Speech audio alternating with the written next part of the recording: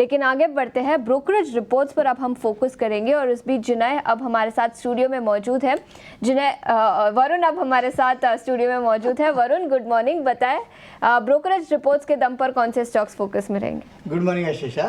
तो शुरुआत करूंगा एक्साइड के साथ, क्योंकि यहाँ पे टारगेट बढ़ाए गए हैं सिटी की तरफ से। खरीदारी की सलाह है, माफ कीजिएगा, टारगेट काटे गए हैं। आज बहुत फंबल हो रहा है।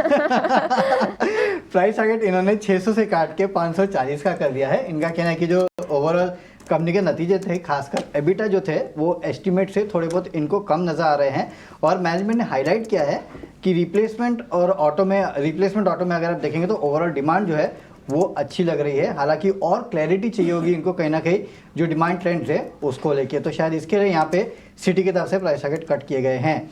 नोमुरा ने भी खरीदारी की सलाह दी है। हालांकि प्राइस टारगेट इन्होंने जस के तस सके हैं 589 के। इनको भी जो एबिटा है वो अनुमान से कम लगा है।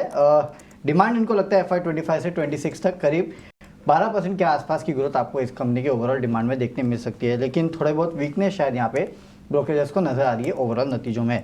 अपोलो हॉस्पिटल मॉर्गन स्टैनली की रिपोर्ट है, ओवरवेट का कॉल है और प्राइस टारगेट 7110 का इन्होंने दिया है। हाल ही में कंपनी ने अनाउंस किया था कि एक्विजिशन कर रहे हैं 500 बेड के हॉस्पिटल का वर्ली में, तो इसके चलते इनका ओवरऑल मार्केट शेयर जो है मेट्रो सिटीज़ में वो बढ़ जाएगा 57% से बढ़ के FY29 तक ये 60% के आसपास आ सकता है, ये इनका कहना है। और अगले 3 से 4 साल में बेसिकली अगर आप देखेंगे तो करीब 2877 बेड्स जो है वो ये कंपनी जोड़ने वाली है।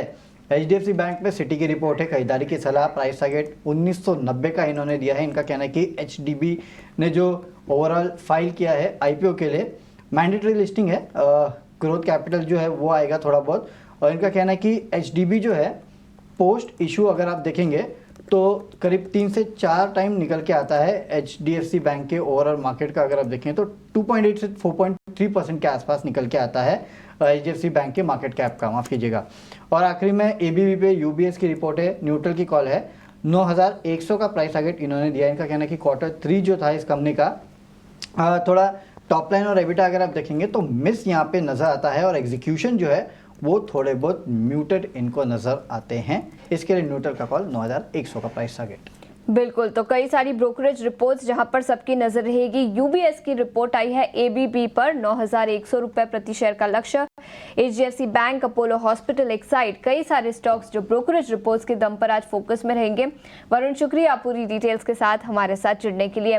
आगे बढ़ते हैं, कोल्ड ड्रिंक सेगमेंट के बाद रिलायंस कंज्यूमर अब स्नैक्स कैटेगरी में अपनी पैठ बढ़ाने के लिए स्टॉकिस्ट, डिस्ट्रीब्यूटर्स और रिटेलर्स के ट्रेड मार्जिन्स बढ़ा रहा है। खबर पर और जानकारी लेते हुए हमारी सहयोगी अंजलि पालोद अब हमारे साथ जुड़ चुकी हैं। अंजलि, बताएं क्या डिटेल्स है आपके पास और क्या कंपटीशन इस सेगमेंट में बढ़ती हुई नजर आ रही है? रिलायंस कंज्यूमर प्रोडक्ट्स अपने स्नैक्स कैटेगरी, जिसमें बिस्किट्स, नमकीन और चिप्स इंक्लूड होते हैं, उनके लिए ट्रेड मार्जिन्स इंडस्ट्री स्टैंडर्ड से ज़्यादा ऑफर कर रहा है। सुपर स्टॉकिस्ट, डिस्ट्रीब्यूटर्स और रिटेलर्स के लिए जो margins Reliance consumer products offer कर रहा है वो इंडस्ट्री स्टैंडर्ड से ज़्यादा है। सुपर स्टॉकिस्ट के लिए रिलायंस 6.5% तक की मार्जिन्स दे रहा है, जबकि इंडस्ट्री स्टैंडर्ड इसके लिए 3 से 5% तक ही है। डिस्ट्रीब्यूटर्स के लिए रिलायंस 8% की मार्जिन्स और 2% के इंसेंटिव्स ऑफर कर रहा है, जबकि इंडस्ट्री का स्टैंडर्ड इसमें 6 से 6.5% तक की मार्जिन्स का है। रिलायंस कंज्यूमर्स रिटेलर्स को भी 20% तक की मार्जिन्स ऑफर कर रहा है, जबकि इंडस्ट्री स्टैंडर्ड्स इस रिटेलर्स के लिए 8 से 15% तक ही है।